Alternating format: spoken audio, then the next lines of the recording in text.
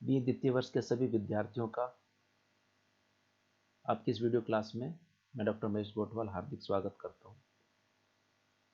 प्रिय विद्यार्थियों,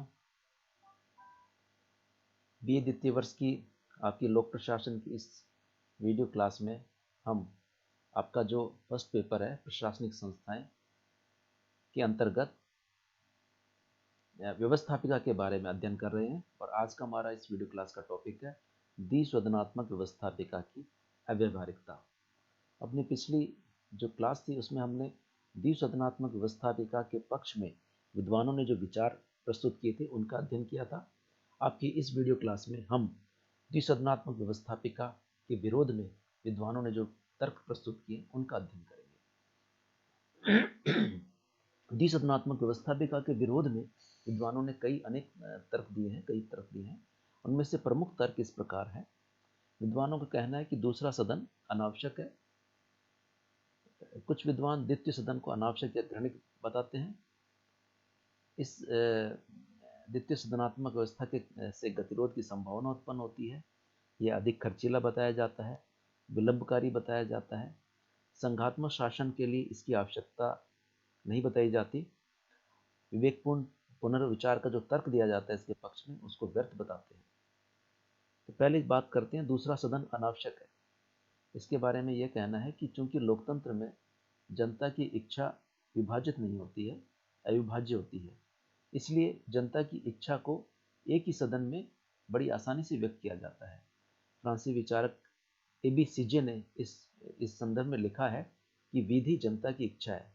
जनता की एक ही विषय पर एक ही समय दो विभिन्न इच्छाएं नहीं हो सकती। अतः जनता का प्रतिनिधित्व करने वाली विधि निर्माण करने वाली संस्था भी आवश्यक रूप से एक ही होनी चाहिए। जहाँ दो सदन होंगे वहाँ विरोध तथा विभाजन अवश्य होगा और निष्क्रियता के कारण जो लोक इच्छा है वो निष्प्राण हो जाएगी। तो एबीसीजी का मानना है कि दूसरे सदन की आवश्यकता नहीं है। लोकतंत्र की जो में जनता की इच्छा है उसके अलग अलग रूप नहीं हो सकते। इसके अलग अलग रूप नहीं हो सकते तो इसलिए हमें दो सदनों की आवश्यकता नहीं है। जनता की इच्छा की अभिव्यक्ति एक ही सदन में बड़ी आसानी से हो जाती है।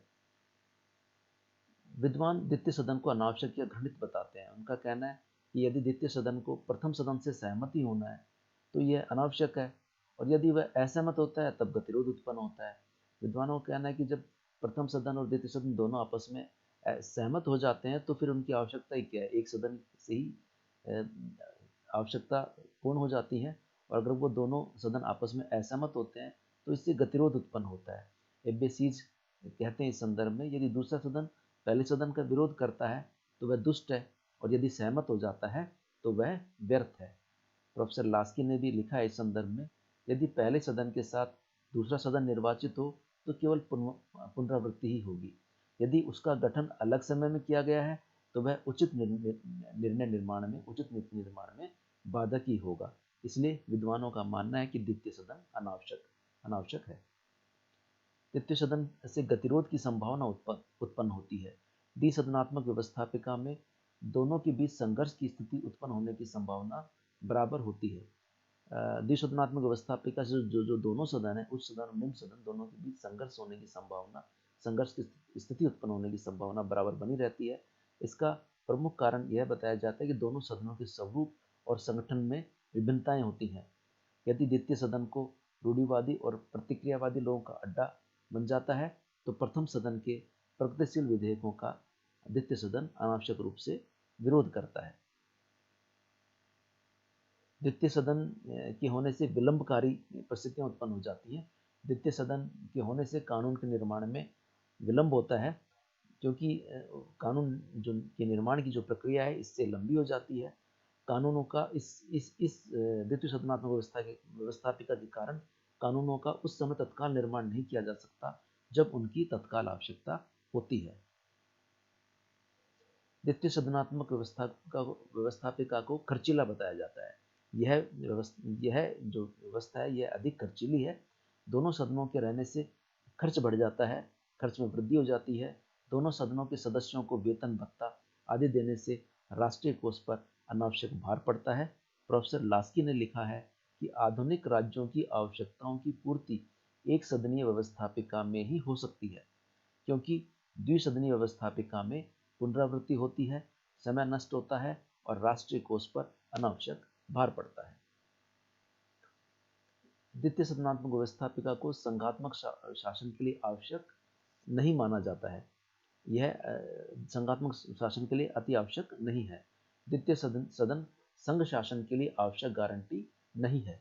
संघ शासन में घटक इकाइयों एवं अल्पसंख्यकों के अधिकारों की रक्षा के उत्तम साधन जैसे वैधानिक संरक्षण तथा स्वतंत्र न्यायपालिका है, न कि द्वितीय सदन।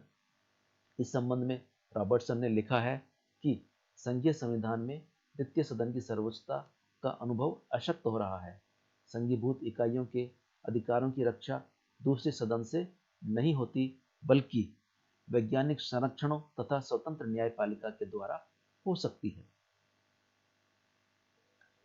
द्विसदनीय व्यवस्थापिका के पक्ष में विवेकपूर्ण पुनर्विचार का तर्क दिया जाता है। तो विद्वानों का कहना है कि द्वितीय सदन ये व्यवस्थापिका के पक्ष में जो दिया जाने वाला विवेकपूर्ण पुनर्विचार का जो तर्क है वो व्यर्थ है। लास्की का कहना है इस संदर्भ में कि लास्की के अनुसार उच्च सदन के माध्यम से जल्दबाजी में किए हुए कार्यों पर रोक लगाने की बात व्यर्थ है। सच्ची रुकावट तो जनता की जागरूकता और सरकार की सतर्कता पर निर्भर है। यही नहीं, अब विधेयकों को पारित करके कानून बनाने की व्यवस्था इतनी जटिल बन गई है और उसमें इतना अधिक समय लग जाता है कि इसकी कोई आवश्यकता नहीं है कि द्वितीय सदन दोबारा उस पर विचार करे तब वह पारित हो। इस कारण विद्वानों का कहना है कि जो विवेकपूर्ण पुनर्विचार का जो तर्क है वो व्यर्थ है। निष्कर्षतः अगर हम अब कहें तो द्वितीय सदन अब पहले की तरह लोकप्रिय नहीं रहे हैं। उनके विरुद्ध आंदोलन दिन प्रतिदिन जोर पकड़ रहा है। आज का युग द्विसदनात्मक प्रणाली के पक्ष में नहीं है। ब्रिटिश लॉर्ड सभा की शक्तियां भी कम कर दी गई हैं और अब वह केवल देरी करने वाला सदन ही रह गया है। जनमत संग्रह के कारण स्विस उच्च सदन अंततः निष्क्रिय बन जाता है। भारत की राज्यसभा की शक्तियां भी गौण हैं और कम हैं। कनाडा की सीनेट भी अपेक्षाकृत शक्तिहीन है। इसके विपरीत अमेरिकी सीनेट में बहुत अनुभवी और योग्य व्यक्ति पहुंच जाते हैं और वे कानून बनाने एवं नीति निर्धारित करने में महत्वपूर्ण रूप से भाग लेते हैं। द्वितीय सदनों की शक्तियां घटा दी गई हैं। अगर निष्कर्ष तक कहें, यह सही है कि द्वितीय सदनों की शक्तियां घटा दी गई है, परंतु अभी भी यह धारणा समाप्त नहीं हुई है कि प्रथम सदनों की निरंकुशता के विरुद्ध एक कवच एवं संरक्षण के रूप में द्वितीय सदन अपरिहार्य है। प्रथम सदन जो बहुमत की शक्ति का दुरुपयोग करके निरंकुश होकर कार्य कर सकता है, तो उसके विरुद्ध कवच एवं संरक्षण के रूप में द्वितीय सदन अत्यंत आवश्यक है। इसलिए द्विसदनात्मक व्यवस्थापिका में दोनों ही सदनों का पर्याप्त रूप से महत्व है। धन्यवाद। थैंक्स।